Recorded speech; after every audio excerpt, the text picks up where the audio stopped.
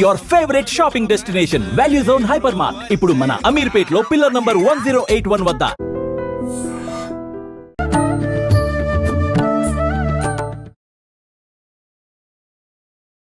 నమస్కారం, welcome to I dream. ధర్మ మార్గం విత్ విజిత కార్యక్రమానికి స్వాగతం. ప్రస్తుతం మనతో పాటు ఉన్నారు దివ్య విశ్వశక్తి పరివార్ ప్రచారకులు స్వామి ఓం స్వరూప్ గారు. ఇప్పుడు వారితో మాట్లాడి మరిన్ని విషయాలు మాట్లాడుకుందాం. నమస్తే అండి. దివ్యశక్తి స్వరూపులందరికీ కూడా దివ్య అనుగ్రహ ఆశీస్సులు. సాధారణంగా మనం మాట్లాడుకుంటా ఉంటాం, అమ్మవారి విషయానికి వస్తే రకరకాలుగా, అంటే శక్తి అని చెప్పి అమ్మవారనే కాదు, భగవంతుడి విషయమే కానివ్వండి, అంటే స్వామి విషయమే కానివ్వండి, అమ్మవారి విషయమే కానివ్వండి, ఆఖరికి మన ఒంట్లో ఎనర్జీ విషయానికి వచ్చిన శక్తి, అంటే ఏం మాట్లాడినా కూడా ఏదో ఒక శక్తి దాగి ఉంది అక్కడ. అసలు ఏంటి శక్తి అనేది ఏంటి? అమ్మవారి విషయానికే వస్తే ఆదిపరాశక్తి అని చెప్పి రకరకాల పేర్లతో పిలుస్తూ ఉంటాము. ఈ శక్తికి మూలం ఏంటి? ఇదంతా ఒక కన్ఫ్యూజన్గా అనిపిస్తోంది. ఎలాగూ నవరాత్రులు రాబోతున్నాయి, రకరకాల శక్తి రూపాలుగా అమ్మవారిని ఆరాధిస్తూ ఉంటారు. మరి మనలో ఉన్న శక్తికి, ఆ శక్తికి, ఆదిపరాశక్తికి, ఈ విశ్వంలో ఉన్న శక్తికి సంబంధం ఏదైనా ఉందా? అదంతా కూడా వివరించండి. అమ్మా, చాలా చక్కగా విపులంగా ఈ మీ ప్రశ్నలో సర్వము దాగి ఉన్నది. ఏ ఒక్కటో దానికి కదా, అన్నిటికీ లింక్ కనెక్ట్ అయ్యి అర్థం వచ్చేటట్టుగా అడిగావు. నీ ప్రశ్నించే విధానానికి నాకు సంతోషం వేస్తోంది. బాగుంది, థ్యాంక్ యూ. శుభం. శక్తి అనేటువంటిది ఎనర్జీ, ఇంగ్లీష్లో మాట్లాడుతూ ఉంటాం, పవర్. ఓకే, పవర్ అనే పదాలు, శక్తి అనే పదాలకి మూలం ఏమిటంటే, మూల శక్తి అనేది ఒకటి ఉన్నది. అది సర్వత్రా వ్యాప్తి చెంది ఉంటుంది. ఒక లోకం కాదు, లెక్క పెట్టలేనన్ని లోకాలు ఉన్నాయి. మనకు తెలిసినవి కృష్ణస్వామి గతంలో కూడా ఓ మారు 14 అని చెప్పారు. ఆయన ఉన్న దాన్ని బట్టి 15 అవుతాయి. మంత్ర బీజాక్షర మంత్ర సాధకులు వాళ్ళు కూడా ఒక్కొక్క ఆవరణ, అంటే వలయాలు, 365 ఇలా మామూలుగా ఇలా రింగులుగా పరిధులు అంటారు, వలయాకారాలు.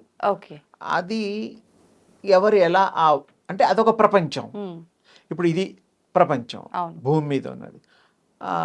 పైన చంద్రమండలం అదొక ప్రపంచం, సూర్యమండలం ఒక ప్రపంచం, నక్షత్రాలు అది ఇంకొక ప్రపంచం, నక్షత్ర మండలం అంటారు దాన్ని, తేజో మండలాలు, ఇలా ఎన్నో పేర్లు ఉన్నాయి. ఇప్పటి వరకు మనం కనుక్కున్నవి సుమారుగా 360 వరకు చెప్పుకోవడానికి వీలుగా. చెప్పుకోలేనివి ఎన్నో యోగులు, మహిమాన్వితులు, మహర్షి సంప్రదాయంలో కనుక్కుని వాళ్ళ యొక్క మంత్ర దీక్షాపరులు ఎంతోమంది చెప్పారు. కొన్ని చెప్పలేరు, చెప్పలేని వాళ్ళే ఎక్కువ మంది ఉంటారు. వాళ్ళ అనుభవంలో ఇంకా బయట ప్రపంచంతో సంబంధం ఉండదు.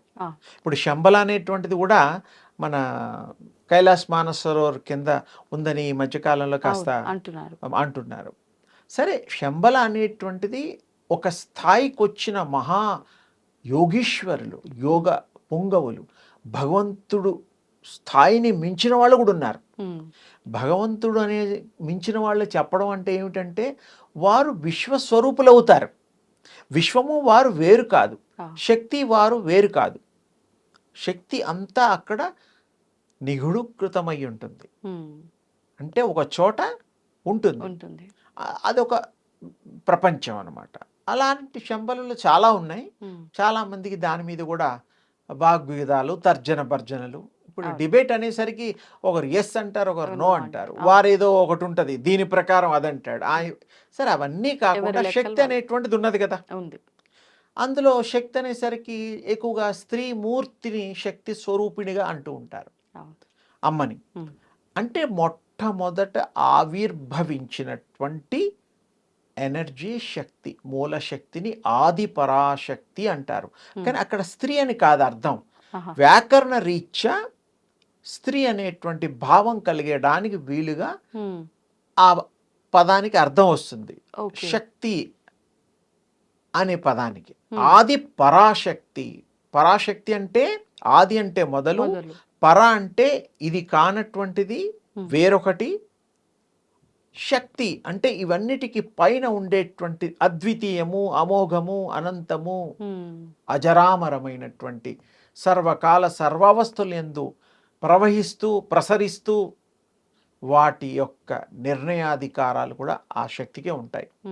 ఆ శక్తి తన్ను తాను సృష్టించుకోగలుగుతుంది. మరి విష్ణు స్వరూపుడు కృష్ణస్వామి భగవద్గీత మనం విన్నాం. అందులో ఆయన ఏం చేశారు? విశ్వరూపం చూపించారు. మరి ఎన్ని దేవుళ్ళు, ఎన్ని రకాల అవతారాలు, ఎంతమంది, ఇటు అటు అటు విశ్వరూపం అంటాం. అర్జునుడికి అర్థం కాక ఆయన ఏదో అడిగారు, చెప్పారు. అది అందరికీ తెలిసింది కాబట్టి ఇంతటితో అంతవరకే చెప్తున్నాను. ఆ విశ్వరూపంలో ఏ విధమైనటువంటి ఆదియు అంతము అంటే ఇక్కడ లేదు అక్కడ ఉన్నది అనేది లేదు, అంతటా వ్యాపించినటువంటిది, అంతటా తానై ఉన్నటువంటిది, అంతటా తాను ప్రకటితమయ్యేటువంటిది. అంటే ఇప్పుడు భగవంతుడు కూడా రకరకాల రూపాలను తీసుకొని ఆయన తీసుకోగలుగుతాడు. ఏదో ఒకటి చేశాడే గాని శక్తిని శక్తిగానే ఉపయోగించలేదు. అంటే ఉపయోగించలేరా అట్లా? శక్తి అనేటువంటిది తన్ను తాను ఉద్భవం చేసుకోగలుగుతుంది, తన్ను తాను పుట్టగలుగుతుంది, తన్ను తాను అవతరించగలుగుతుంది. స్త్రీ రూపంలో అయినా, వృక్ష రూపంలో అయినా, మానవ రూపంలో అయినా, ఏనుగు రూపంలో అయినా, ఏ రూపాల్లో అయినా శక్తి ప్రవేశించగలుగుతుంది. ప్రాణశక్తి. ఇప్పుడు రోబోట్స్ ఉన్నాయి, అవన్నీ చాలా ఉంటాయి, స్త్రీవి పురుషులవి అన్ని రకరకాల బొమ్మలు ఈ మధ్య కనుక్కుంటున్నారు. ఏఐ దానికి క్రియేట్ చేశారు. అందులో ఏమిటి, ప్రోగ్రామింగ్ ఉంటుంది. ఇది ఇలా చెయ్యొచ్చు, ఇది ఇలా చెయ్యొచ్చు. ఆ ప్రోగ్రామ్ ఫీడ్ చేశాక అది అలా చేస్తుంది. దానికి ఎనర్జీ కూడా ఫీడ్ చేయాలి, మూమెంట్ కావాలి కదా. ప్రోగ్రామ్ కావాలంటే ఎనర్జీ ఉండాలి. అలాగే విశ్వశక్తి తన్ను తాను సృష్టించుకుంటుంది, తన్ను తాను ఆవిర్భవం అవుతుంది, తన్ను తాను ఏదంటే అది చేయగలుగుతుంది. ఎన్ని వస్తువులైనా ప్రవేశించగలుగుతుంది. కోటాను కోట్ల దేహాల్లో ఆ శక్తే ఉంది, విశ్వశక్తే ఉంది. అందుకనే మనం విశ్వశక్తి గురించి ఎక్కువగా మాట్లాడతాం. దేవుళ్ళు ఉన్నారు, దేవుళ్ళు కూడా ఆ శక్తిని స్వీకరించి వారు విశ్వస్వరూపులయ్యారు, గొప్ప దేవుళ్ళయ్యారు. మహా విష్ణు, మహా శివుడు, బ్రహ్మ, ఇలాంటివి ఎంతమంది దేవతలు ఉన్నా అందరి కూడా శక్తి సంపన్నులే. శక్తి లేని వాళ్ళని దేవుళ్ళు అనలేం. మనకంటే ఎక్కువ శక్తి ఉండాలి. మరి మనకేదో శక్తి ఉంది. మనం 100 కిలోమీటర్లు నడిస్తే హనుమంతుడు వాయువేగంతో లంక దాకా వెళ్ళిపోతాడు. ఎన్ని వందల కాదు, వేల కిలోమీటర్లు. అంటే ఏమిటి, ఇక్కడ ఆయన అంతగా ప్రయాణం చేసే శక్తి, విశ్వశక్తి. ఎక్కడ పడితే అక్కడ ఆ శక్తి ఎక్కడ అయిపోదు. పెట్రోల్ అయిపోతే కార్ ఎక్కడైనా ఆగిపోతుంది జనరల్గా. సోలార్ సిస్టంలో కూడా నైట్లో తీసుకొని, పొద్దున పూట తీసుకొని నైట్లో ఇస్తుంది. కొన్ని ఈ మధ్య నైట్లో కూడా సోలార్ సిస్టమ్లు కొత్త రకం కూడా వచ్చాయి. అప్పుడు కూడా ఎనర్జీ తీసుకోవడానికి వీలుగా కనుక్కుంటున్నారు. కొన్ని కనుక్కున్నారు, ఎక్స్పెరిమెంట్లు జరుగుతున్నాయి. సో ఇక్కడ ఆ శక్తి ఏ రూపంలో అయినా, ఏ వస్తువులో అయినా అలా ప్రయాణించగలుగుతుంది, ప్రవేశించగలుగుతుంది, బయటికి రాగలుగుతుంది.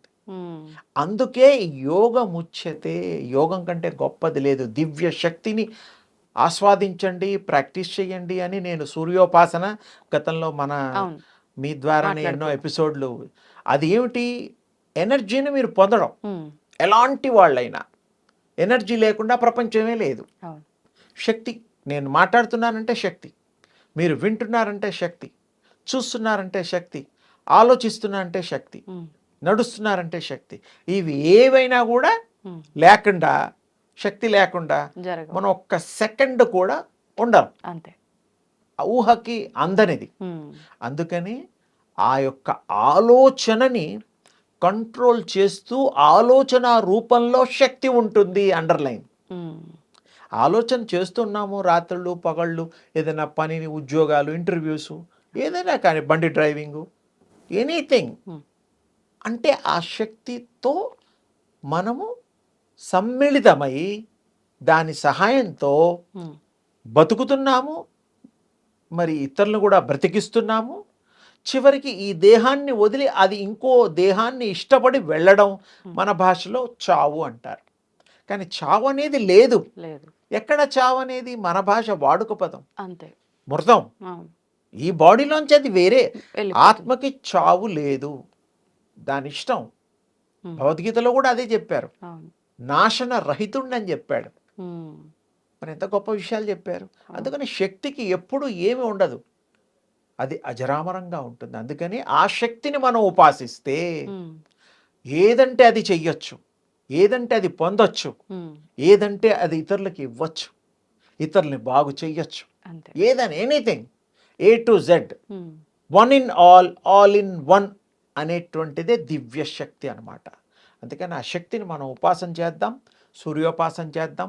ఉదయించే సూర్యుడిని ఒక 20 సెకండ్లు అంతే. ఇలా చూడడం, ఆ బింబాలు వస్తాయి, ముద్రలు వస్తాయి.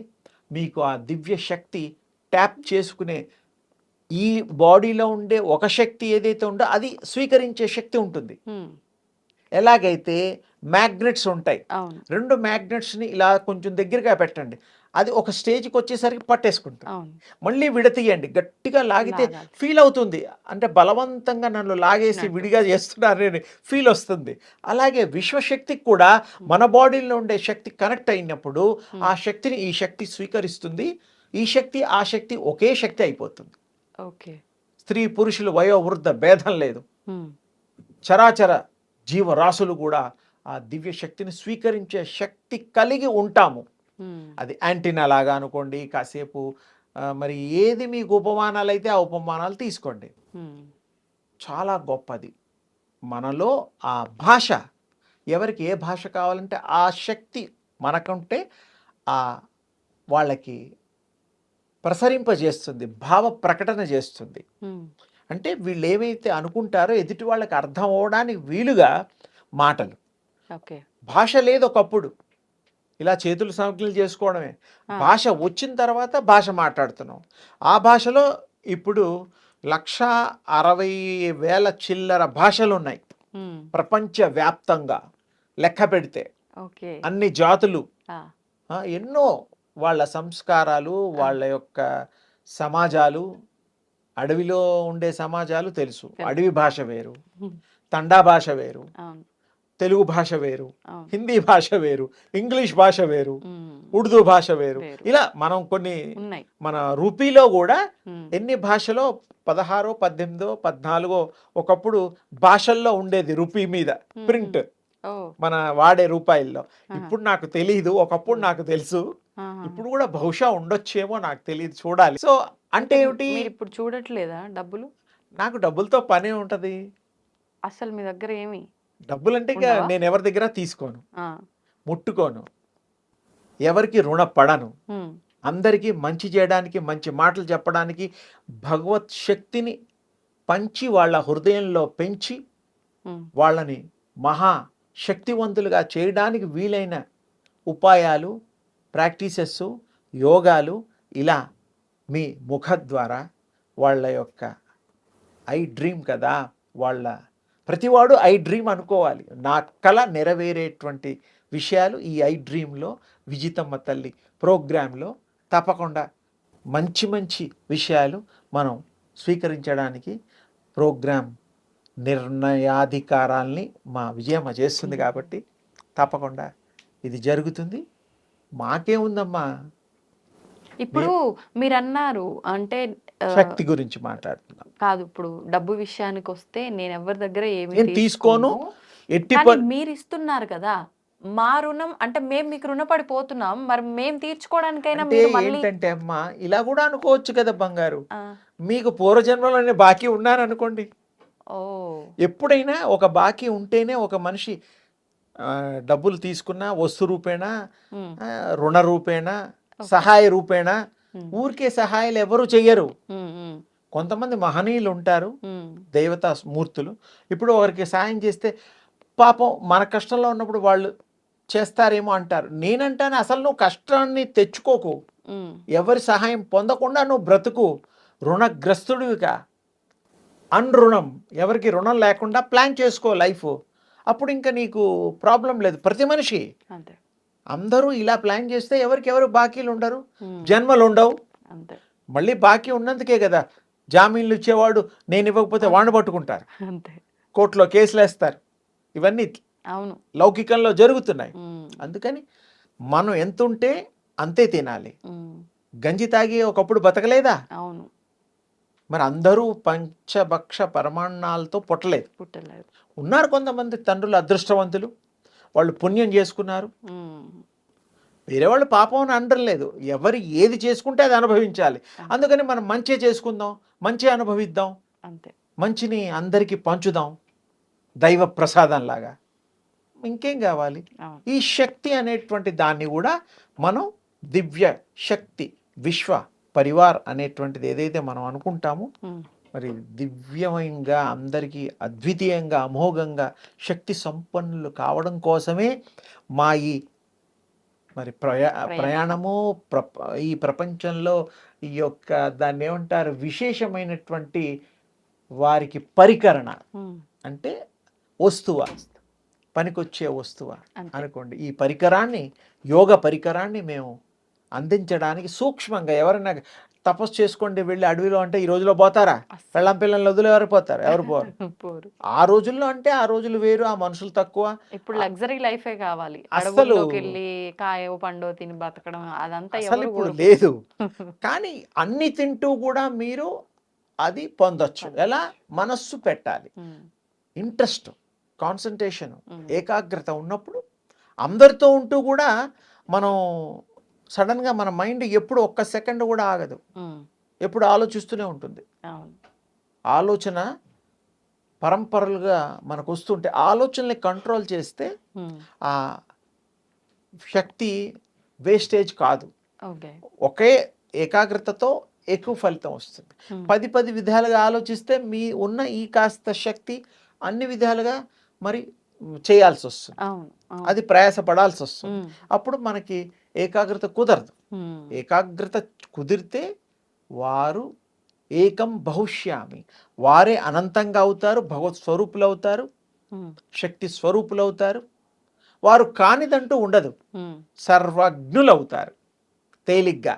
శక్తి చాలా గొప్పది, శక్తి ఉపాసన గొప్పది. ఆదిపరాశక్తి అనండి, అయ్యవారిని, అమ్మవారిని, విష్ణుమూర్తిని, శివుణ్ణి, ఏ దేవుడైనా శక్తి లేకుండా దేవుళ్ళు లేరు.